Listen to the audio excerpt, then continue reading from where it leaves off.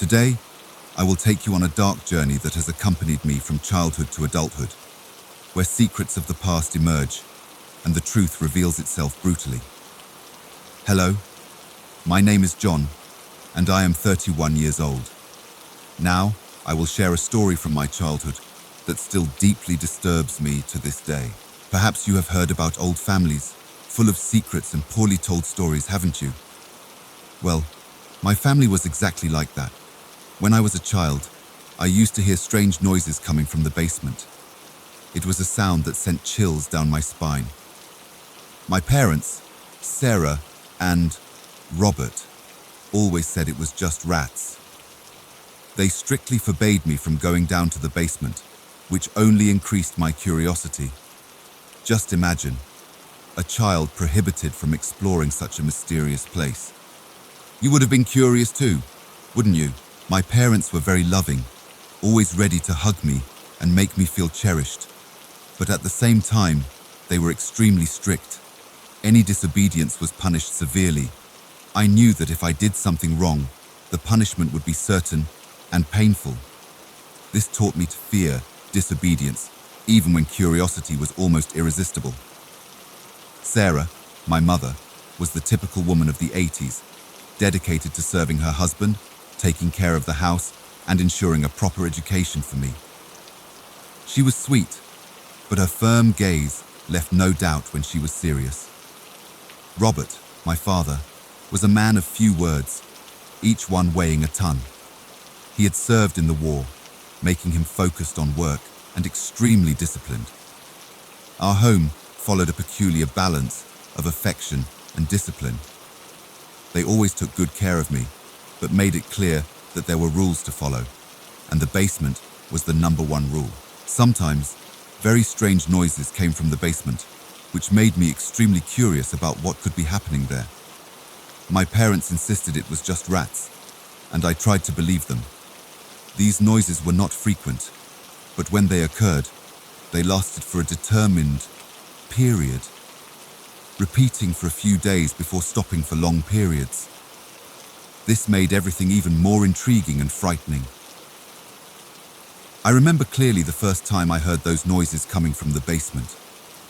It was a cold winter night, and the house was silent, except for the occasional creak of the wood adjusting to the cold.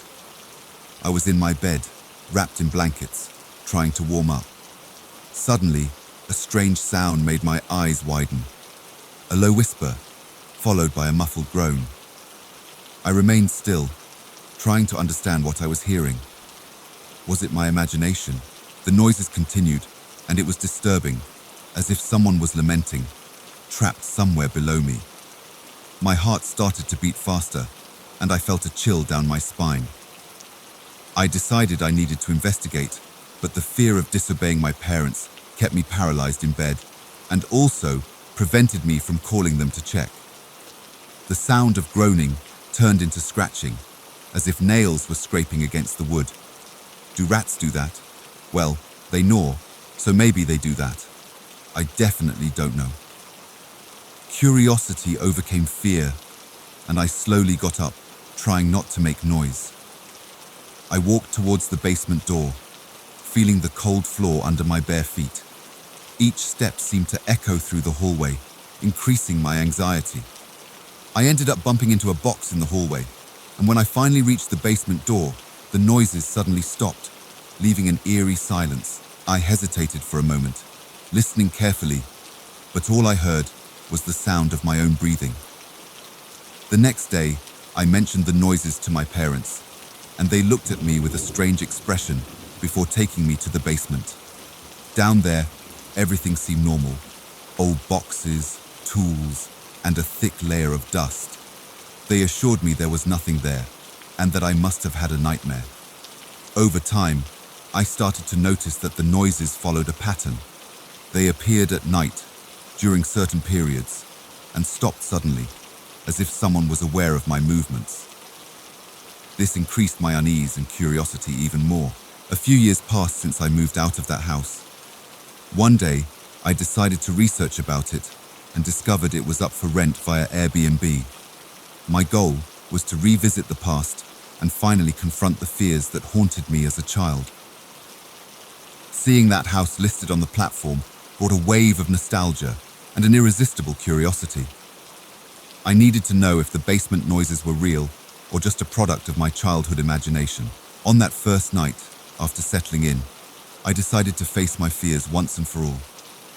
I sat in the living room, lit the fireplace, and let myself be enveloped by the warmth and memories. The darkness outside seemed to approach the windows, as if the house was isolated from the rest of the world. I ended up falling asleep with the warmth of the fireplace on my face. A few hours into the night, suddenly, the sound that had terrified me in my childhood returned. It was a low noise, almost imperceptible at first, but it grew louder and more disturbing. My heart started to beat faster, and I felt a chill down my spine. That sound, so familiar and so frightening, made my mind race with 1,000 thoughts. Was I imagining things? Was it something supernatural? Or was there really something hidden in the basement? I grabbed a flashlight and slowly walked down the hallway, each step echoing in the silent darkness. With the flashlight trembling in my hand, I began to descend the stairs to the basement. Each step creaked under my weight, echoing through the darkness like a warning. The flashlight's beam cut through the darkness, revealing the dusty and gloomy environment. The smell of mold was strong, mixed with the dust accumulated over the years. The shadows moved as I advanced, creating unsettling shapes on the walls. When I reached the bottom of the stairs, I crossed the thick metal door, which scraped the floor as I pushed it. I paused for a moment to listen. The noises had ceased, but the atmosphere was loaded with tension. The air was heavy, almost suffocating, and there was a constant feeling that something was not right. The flashlight illuminated the path ahead of me, revealing disorderly stacked boxes of old objects. Rusty tools and old furniture were scattered on the floor, covered in a thick layer of dust. I continued to explore the basement, my mind still trying to process the mix of emotions. The flashlight revealed more details of the environment: old moldy books, broken toys, and objects that seemed like relics from a forgotten time. Each item told a story, but together, they contributed to the unsettling feeling that something was wrong. As I explored, I heard a sudden sound that made me freeze. A sharp scratching noise coming from a dark corner of the basement. I slowly approached, each step increasing my anxiety. The flashlight's beam revealed a pair of bright, scared eyes. I let out a sigh of relief when I realized it was just a cat trapped between some boxes. The cat meowed desperately, and I crouched down to help it get free. The momentary relief was quickly replaced by disappointment. For years, those noises had fueled my deepest fears, and now discovering they were caused by a cat seemed almost anticlimactic. I released that old cat at the foot of the stairs, and the silence returned, but the feeling of unease did not diminish. I looked around once more, absorbing every detail of the environment. I knew I needed to investigate further, but a part of me was reluctant. What else could I find in that place that had already caused me so much fear? With the flashlight trembling slightly in my hand, I decided that it was enough for one night. I climbed back up the stairs, each step creaking like a farewell. After removing the cat from the basement, the noises ceased completely. I spent another night in the house, and that night had all the normalcy in the world. The silence was extremely peaceful, a stark contrast to the previous night. I stayed there, trying to absorb the strange peace that had settled. Saying goodbye to the old house the next morning was a melancholy act. I closed the door behind me, feeling that, in some way, I had closed a chapter of my life. Some time passed since my visit to the old house. The nostalgia of that place still accompanied me, making me revisit old memories. I decided it would be a good opportunity to visit my parents by surprise. I wanted to see them and share a bit of what I had experienced. The trip to their house was smooth. When I arrived at my parents' house, I was greeted with warm hugs and sincere smiles. Their house looked exactly as I remembered, cozy and full of memories. The familiar aroma of my mother's apple pie permeated the air, bringing a sense of comfort. Sarah was radiant to see me, her eyes shining with joy. My father, Robert, was more reserved, but no less happy. He gave me a firm hug and a contained smile, typical of him. We spent the day together, talking and laughing, reminiscing old memories. Sitting in the living room, looking at the family photos on the walls, it was as if time had stopped, and for a brief moment, I could forget the strange events of the old house. At night, after a delicious dinner prepared by my mother, I went to the guest room to rest. As I lay down, the silence of the house enveloped me. I closed my eyes, trying to relax, but a persistent unease didn't let me rest completely. The ticking of the clock on the wall was the only sound breaking the tranquility of the night. Suddenly, I heard a sound. At first, I thought it was my imagination playing tricks on me, but the sound continued. It was a low noise, almost imperceptible, but strangely familiar. A muffled groan followed by scratching. My heart started to beat faster. It couldn't be. These sounds were exactly like the ones I heard as a child, coming from the basement. The feeling of unease grew. I got up from the bed, my bare feet meeting the cold floor. Each step I took seemed to echo through the silent house. When I reached the basement door, I paused for a moment, listening carefully. The noises were louder now, clearer. It was as if the past was repeating itself. The cold doorknob in my hand brought back all the childhood memories. I slowly opened the door, each inch increasing my anxiety. I descended the stairs cautiously, the flashlight in my hand trembling slightly. In the middle of the basement, I stopped to listen. The noises were coming from a dark corner. The smell was unbearable, a mixture of mold, dirt, and something worse, something that seemed decomposed. Each step increased the sense of horror and helplessness. The basement, with its boxes of old objects and dust, now seemed like a nightmare setting. The noise was louder, as if whatever it was desperate. I approached slowly, each step increasing the tension. When I finally reached the origin of the sounds, the flashlight illuminated something that made me freeze. When the flashlight's beam finally lit up the corner, I saw a figure curled up on the floor. It was a man, chained, his body thin and covered in wounds. He was in deplorable conditions, with torn and dirty clothes. The smell of urine and feces was overwhelming, creating a suffocating atmosphere. I looked closer, and to my horror, I realized it was someone I knew. It was Michael, a childhood friend who had disappeared years ago. His face, though marked by suffering, was unmistakable. A mix of shock and disbelief took over me. How could my parents do something like this? The world seemed to spin around me, and a feeling of nausea rose to my throat.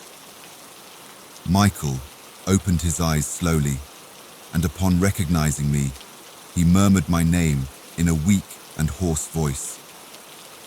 "John, help me." Michael's words cut like a blade. I felt my heart pounding uncontrollably.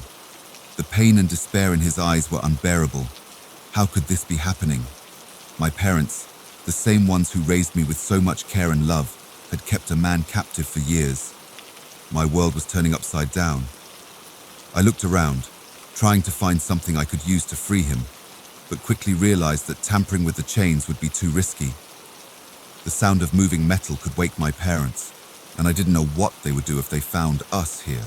While struggling to stay calm, my thoughts were a whirlwind.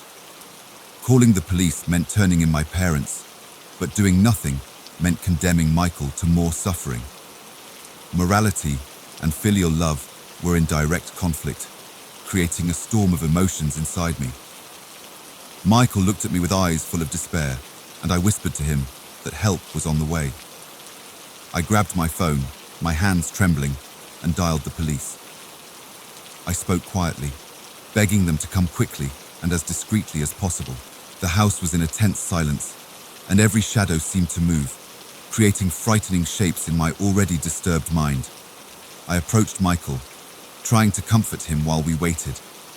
I felt my heart pounding uncontrollably, adrenaline coursing through my body. I knew the police were on their way, but the fear of being discovered before they arrived was paralyzing.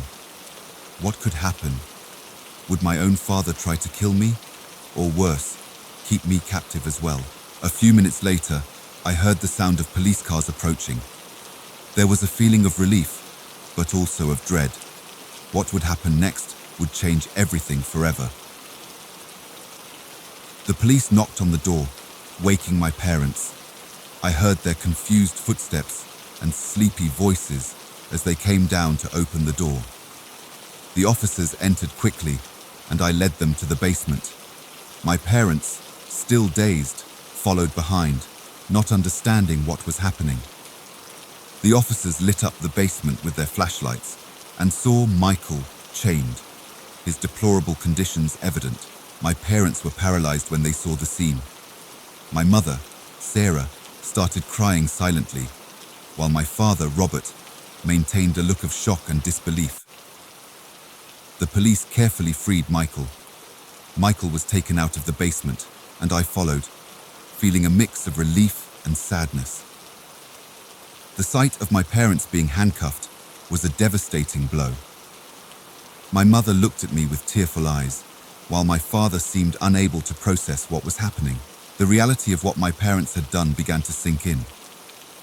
The person I always saw as a pillar of morality and love had committed acts of extreme cruelty. The trust I had in them was shattered at that moment. The need for justice for Michael was clear, but the pain of betraying my own parents was overwhelming.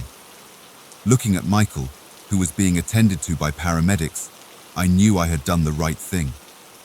But the cost of that decision was immense. My world, once so solid, was crumbling. Sending my parents to prison was something I never imagined doing, but looking at Michael's deplorable state, I knew I had no choice. With a heavy heart, I watched as my parents were taken out of the house. The night was dark and cold, and each step they took seemed to echo in my soul. Now, as I see my parents being taken away by the police, a sad understanding settles in me.